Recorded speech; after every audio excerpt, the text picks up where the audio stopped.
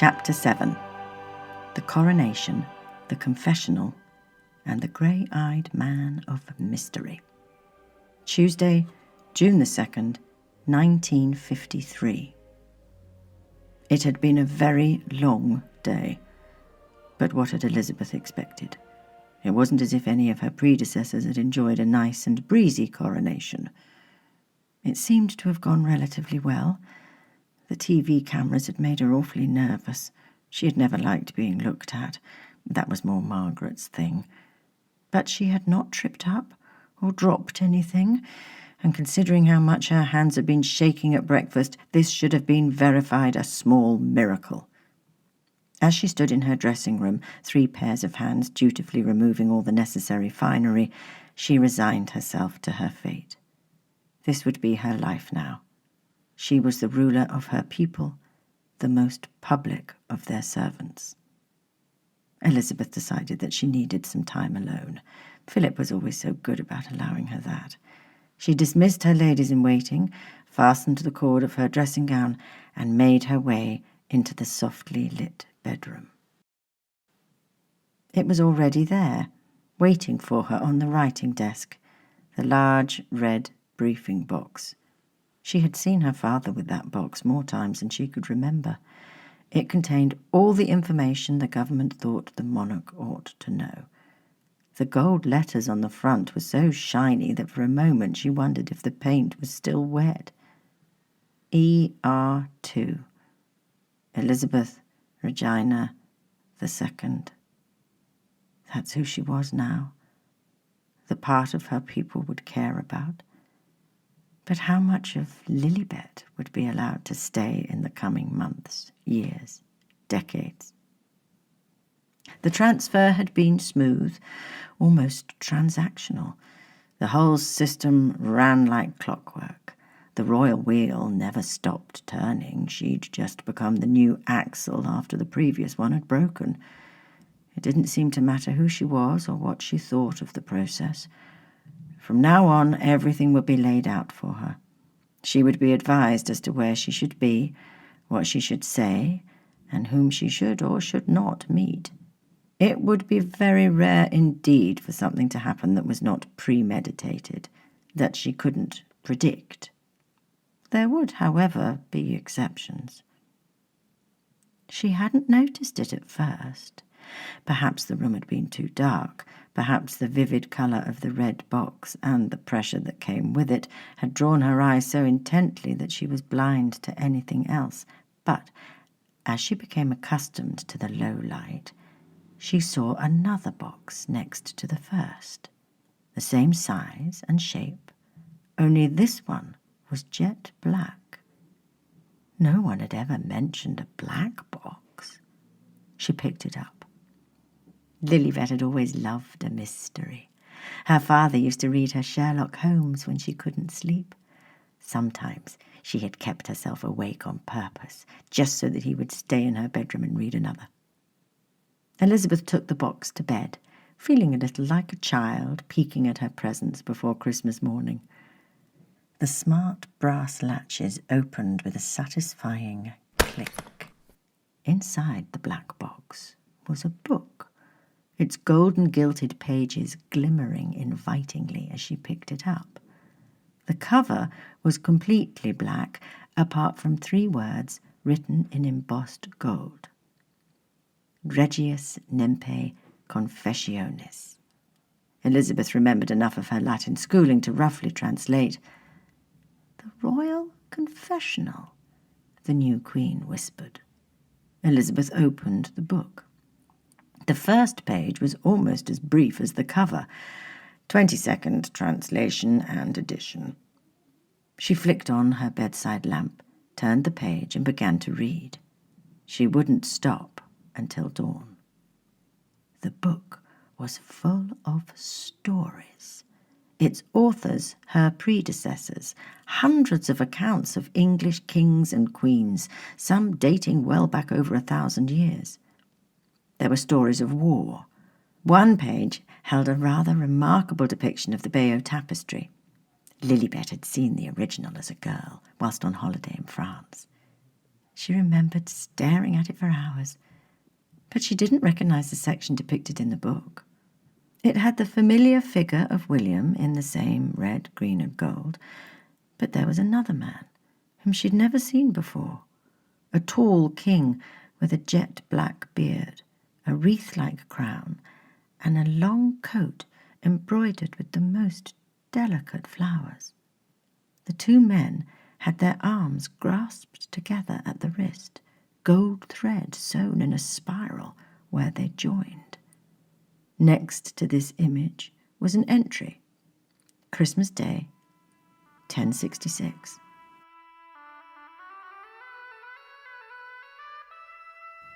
It is over. The king is dead. Long live the king. England is mine, and I am now its true king. My coronation took place on this most holy of days. This seems only proper after the most harrowing pagan experience, one which has haunted my dreams these last 2 months. After reading this tome, discreetly presented to me by one of Harold's only surviving men, I realized that I am not alone. I am not the first ruler of this island to have had such an encounter. Mine took place on the dawn of October the 15th, in the morning after the battle in Hastings. I had left my pavilion to make water on a tree close by, but when I had finished, I could not find my way back. I walked between the English oaks while the sun rose in the east. It was then that I saw him. He was standing on the far bank of a small creek, dipping his bare foot in the water. As I approached, his lavender eyes fixed on me. He addressed me by name, which disconcerted me greatly. I certainly had never met anyone like this before. I inquired after his name, and he smiled at me. He introduced himself as England's other king, but made it clear in perfect Norman that he wasn't here to challenge me. He said he simply wished to continue the pact he had made with Harold. He told me of his fair people, how they would not trouble us if we did not trouble them. However, if under my rule the boundaries were not respected, the green not cared for, and the village offerings curtailed for the sake of a Christian enthusiasm, my people would suffer. The occasional child would go missing. The forests would become less safe, and I myself would experience nightmares that will make you wish for death. If, however, I kept the pact, my invasion of the Isle would be the last successful one. I would be remembered as William the Conqueror for the rest of time. I took the other king's arm and made a vow over the brook. It felt as if the very earth itself was watching this moment.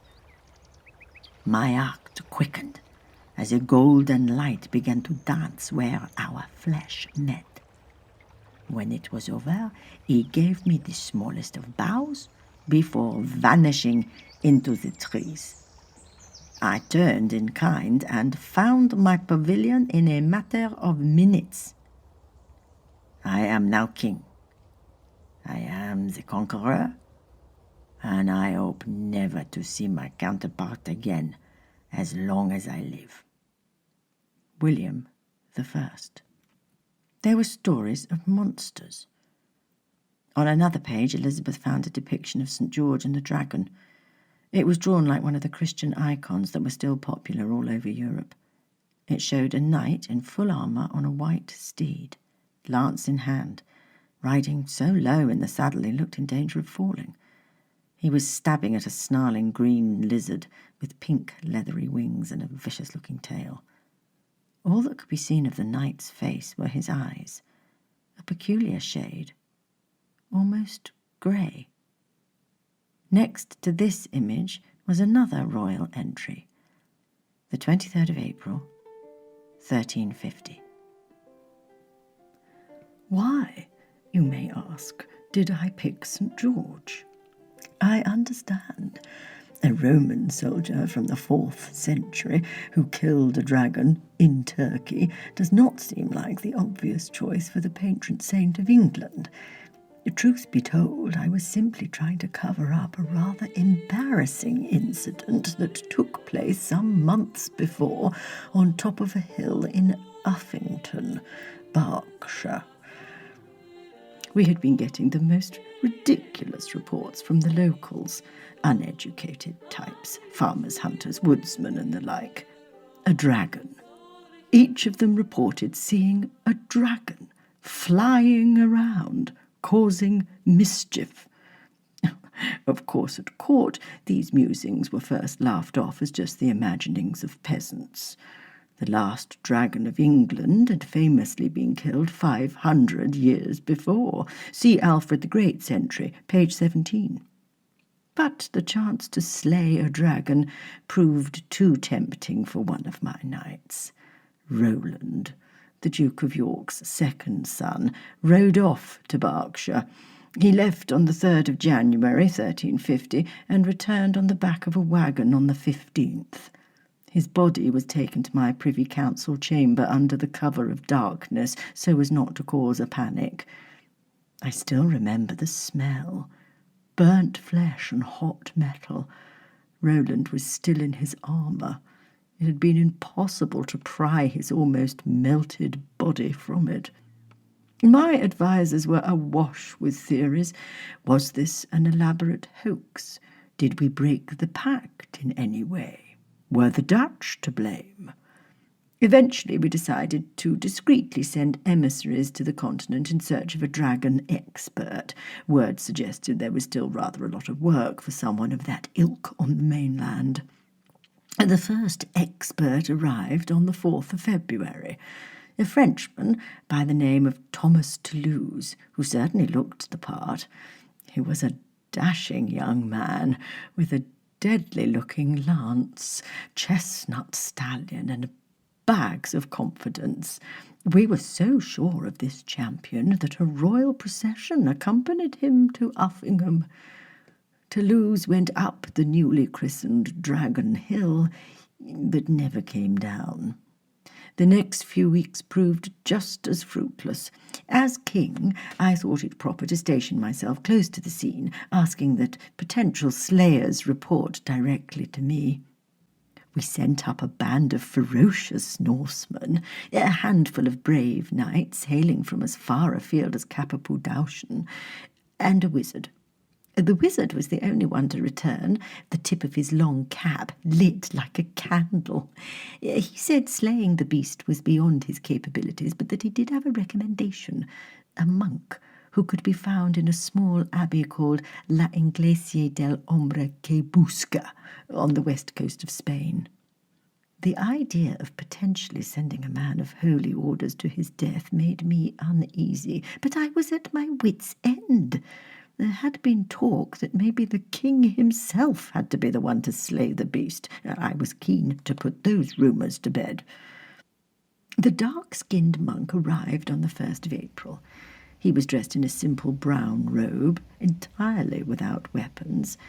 The only possession he brought with him was a small wooden chest. I asked him what he wanted as payment if he were successful. Others had asked for gold, lands, or titles.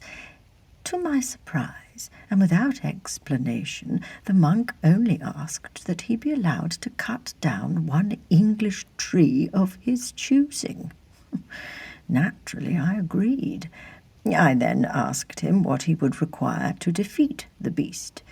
He said he would need a white horse, a suit of polished armour, a long lance with a red ribbon, a bannerless shield, and the company of the king.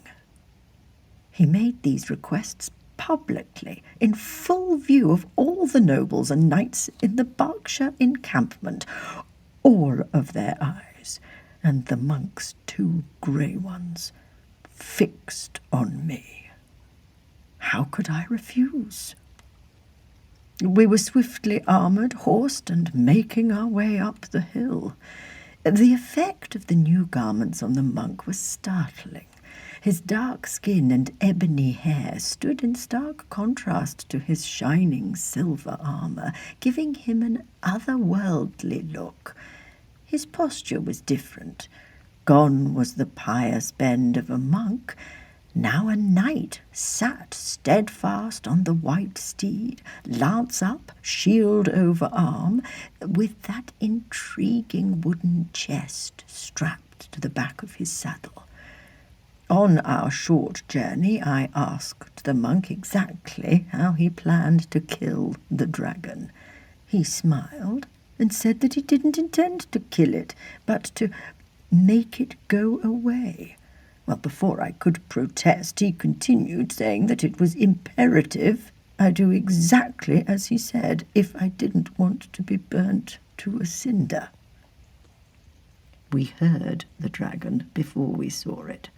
A huge intake of breath, and then the noise of bellows blowing over a blacksmith's forge of hot coals. All the earth at the top of the hill was dry and cracked, as if a great bonfire had been raging there the night before. We reached the summit, and I finally saw the beasts that had been causing me so much unrest. Memory can be fickle, and did my mind play tricks on me? Exaggerating what was small, reducing that which was large? No. I feel confident that the beast was huge. Unlike anything I had ever seen, it could have swallowed a heifer whole. The dragon's hide was scaly and green, its vast bat-like wings folded neatly. A long serpentine tail bore barbs the size of broadswords.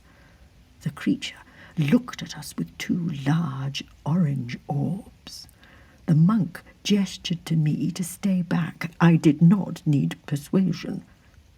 The monk rode forwards towards the beast, as if to charge, but then, to my horror, he stopped. He removed his helmet. He spoke. "Good morrow. I have come over the sea to meet you. I've heard tales of your might and how you have roasted men from all over the world. As you can see, I have taken your power seriously. I stand before you in the finest armour that this island can craft. I ride the purest horse and hold the sharpest lance. The king of this land himself has come to watch my attempt. Are you ready for me?" The dragon raised itself up on its two back legs, each as thick as a tree, opened its wings, and roared.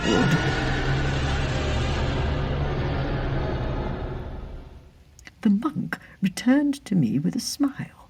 He threw me his small wooden chest, telling me to keep it safe, as he would be needing it shortly. "Keep faith," he said, putting his helm back on as he began his second charge towards the dragon, his aim true, the horse at a gallop. As I watched, I thought this strange monk with God at his back may truly be the hero we were looking for.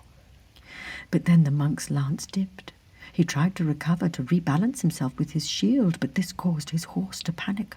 The rider lost his seat, the tip of his lance hitting the dry, burnt ground. The monk in knight's clothing was flung into the air. He crashed to the floor in a tangle of twisted limbs.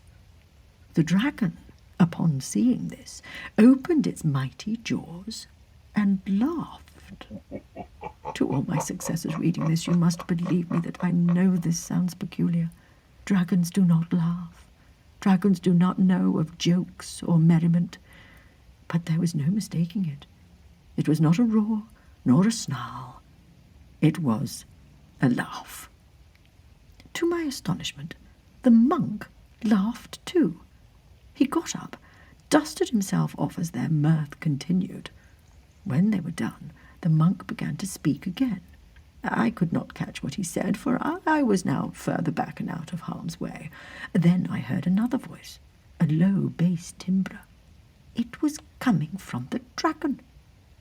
Eventually, the monk remounted his horse and rode back to me. "Your Highness, I have struck a wager with the dragon. All dragons are fiercely competitive. I will give it one attempt to burn me with its flame. You will act as referee. If the dragon is unsuccessful, it will leave England and never return to these shores. If it is successful, it will eat you." Well, I protested. The monk insisted that if this bet were not wagered, the dragon would eat us both. He then bade me open the wooden box he had brought from the abbey. Inside was a cloak of rich gold wool, as if woven from solid sunlight. It was a most wonderful garment. Accompanying the cloak was a small scroll, quill, and ink. The monk took the cloak and strapped it to his shoulders before unfurling the manuscript for me to read and sign. I have had a copy rendered over leaf. Elizabeth quickly turned the page. "I, the rightful monarch of England, hereby decree that I shall perform the role of referee in a contest of strength on April the 1st, 1350. If my champion is successful, my adversary shall leave England's shores, never to return. If my champion loses their life, I shall allow the winning party to consume my flesh in any way they see fit." Elizabeth flicked back to the king's entry. Reluctantly, I signed the scroll, conscious of the fact that it may be my last act as king. I comforted myself with the possibility that the scroll may survive me, proving my bravery to anyone who encountered it. The monk thanked me for my faith, returned to the dragon, scroll in hand. He bid I follow so I could do my duty fairly. As I edged closer, I could hear the dragon clearly. Its English was most impressive. It asked to see the document. Upon seeing my crown and signature, it seemed satisfied, and asked the monk if he was ready. The monk nodded. He swirled the cloak over his shield, using the red ribbon from the lance to hold it in place, creating a crimson cross emblazoned over a field of gold. Smoke began billowing from the dragon's nostrils, the hungry look of the gambler filling its eyes. Fire came forth in a brutal jet of orange and blue, hitting the shield with a tremendous force, the heat so intense it was as if I stood next to an open kiln. I could only catch a glimpse. The monk crouched behind his shield. The gold of the cloak turned white hot, the red cross flashing brilliantly for a second before it turned to ash. When the beast finally tired, the ground all around the monk was blackened. The monk, however, was unharmed. He stood up with a smile, wrapping his undamaged cloak before throwing it towards me. I caught it. It was cool to the touch. Just as I never imagined a dragon could laugh, it was even stranger to see one look stunned. But the beast was true to its word. With a gracious bow and a mighty beat of its wings, the dragon took to the sky and flew off towards the sea. On our journey back down the hill, I had many questions, but only one was answered to my satisfaction. When I asked how I should explain the lack of a carcass, he responded thus: "Tell them this was a holy apparition, no horrible monster. That the Lord had sent a vision of one of his chosen saints. Surely one of them has killed a dragon. Tell them that the men before us died because it is unsafe for an unanointed man to look directly upon the work of God. Understand?" And that was it. That was the story we gave to the nobles waiting to hear of our success, that this dragon incident was simply a holy message from God. I relayed truthfully the only image of the conflict I'd seen.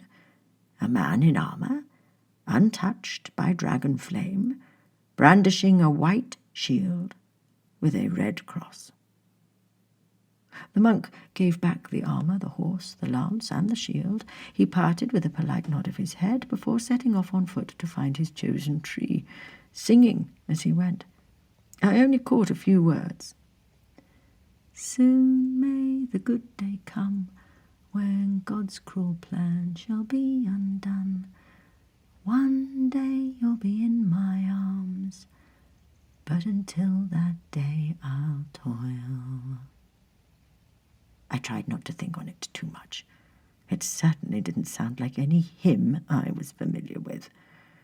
And that, my successors, is why I chose St. George. Edward III. Elizabeth devoured the book. The sun was rising when she finally finished. She was exhausted, and she knew she should try and get some sleep, however fleeting, before her servants came to wake her. Yet something was niggling at her. A similar phrasing in different entries. November the 7th, 1605. Fawkes blabbed after his third day in the tower, but his dark friend has yet to make any sense. I went to observe myself, but I found his unblinking grey eyes unnerving. As I left, he was ranting. It's under Parliament, that's where I buried it. James I. May the 4th, 1380. He was said to be dancing around the henge and screaming. A naked man with dark skin and mad grey eyes, caressing every stone as if looking for something that was not there. And when attempts were made to restore his decency, he ran from the men, and the chase went on for hours. Richard II. November the 12th, 1111. He insisted I needed to ride to Cerne Abbas as the day of Wands was approaching. There was no hint of jest in those grey eyes. I think he really was looking for giants. Henry I. March the 15th, 1595. He jumped right onto the stage and demanded to see the author. His dark skin and striking gold cape is something I shall never forget. Elizabeth I. The dark man with grey eyes turned up again and again and again. Sometimes a monk, sometimes a king, and even once an outlaw. Always searching for something. When Susan, the Queen's chambermaid, entered with the monarch's breakfast, she saw her charge was still asleep, book in hand. This came as no surprise. Elizabeth had always been a keen reader. Susan gently removed the book from her hand, placing it on the bedside table. What she was reading was none of Susan's business, but the book was so beautiful, its gold lettering so striking, that her eyes couldn't help but linger on the open page. Those grey eyes I saw beneath the hood in that cold castle in Nottingham have haunted my every night since. John, King of England. You've been listening to Evergreen, Chapter 7, written by Sam Russell and read by Catherine Russell. If you enjoyed it, give it a like, a subscribe, and even write us a little review so we can get this story into more people's ears. And if you really liked it, you can support this project on our Ko-fi page. All the details are available on our Twitter @EvergreenBook1. The next chapter will be released on Monday the 6th of July. Thanks for listening.